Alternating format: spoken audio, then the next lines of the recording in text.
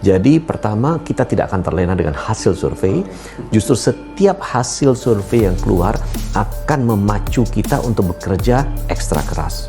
Dan tokoh yang paling tinggi elektabilitasnya adalah Mas Gibran. Begitu juga dengan seseorang yang ingin masuk ke dalam arena politik, kemudian maju dan kontestasi pilpres, apakah itu dianggap sebagai sesuatu yang positif kalau tujuannya itu adalah bekerja siang malam untuk masyarakat? Penyebab elektabilitas Prabowo Gibran unggul kelak sungguh tak terduga. Ditulis oleh Adin. Pemuda bernama Gibran Rakabuming benar-benar membuat kehebohan menjelang tahun politik yang tinggal menghitung hari. Wali kota Solo ini memiliki perjalanan politik yang luar biasa. Perjalanan karir politiknya jauh lebih cepat dari bapaknya sendiri, yaitu Presiden Jokowi. Belum genap menyelesaikan satu periode sebagai wali kota Solo, kini Gibran sudah berani mengikuti kontestasi politik paling tinggi, yaitu pemilihan presiden. Menjadi cawapres mendampingi Prabowo Subianto, Gibran dipastikan ikut Pilpres 2024. Perjalanan Gibran menuju Pilpres dipenuhi kontroversi.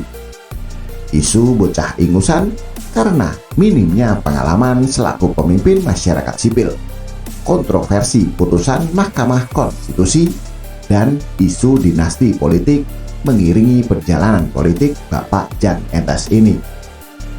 Uniknya, walaupun banyak kontroversi, elektabilitas Prabowo Gibran unggul cukup telak dari paslon lainnya.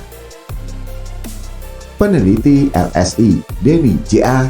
Aji Alfarabi menyatakan pasangan Prabowo Subianto dan Gibran Rakabuming Raka memperoleh elektabilitas sebesar 40,3%. Posisi kedua ditempati pasangan Ganjar Mahfud dengan elektabilitas sebesar 28,6% dan Anies Muhaimin di angka 20,3%.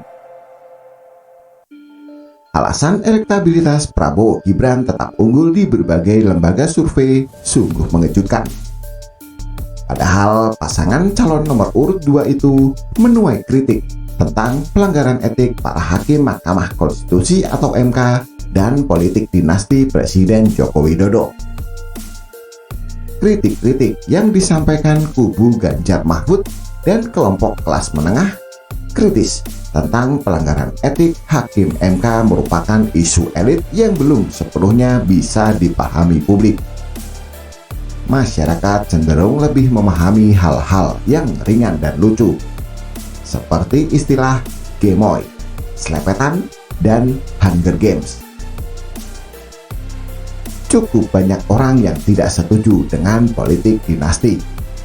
Namun, si Litbang Kompas justru mengungkapkan sekitar 40% masyarakat mendukungnya.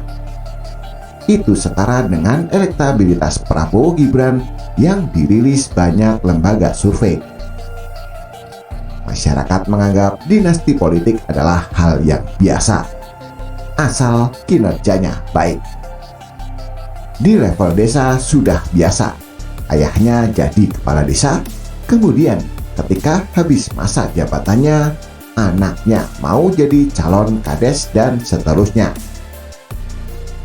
Kemudian masyarakat pada umumnya tidak menjadikan isu dinasti politik sebagai referensi dalam menentukan pilihan.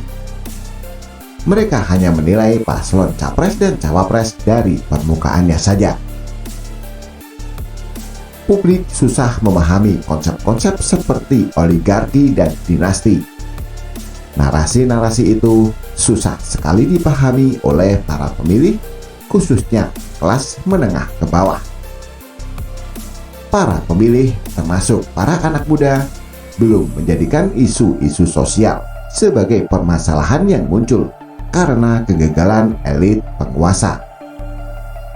Isu-isu berbasis budaya yang viral, misalnya kata-kata gemoy, dianggap lebih menarik dan lebih sering dibicarakan.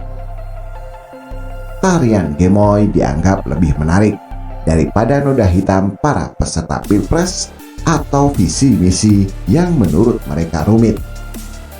Selain itu, bila mereka memperhatikan janji politik, masyarakat sudah beranggapan bila janji politik jarang yang ditepati. Bagaimana menurut Anda? Silakan tulis komentar di bawah.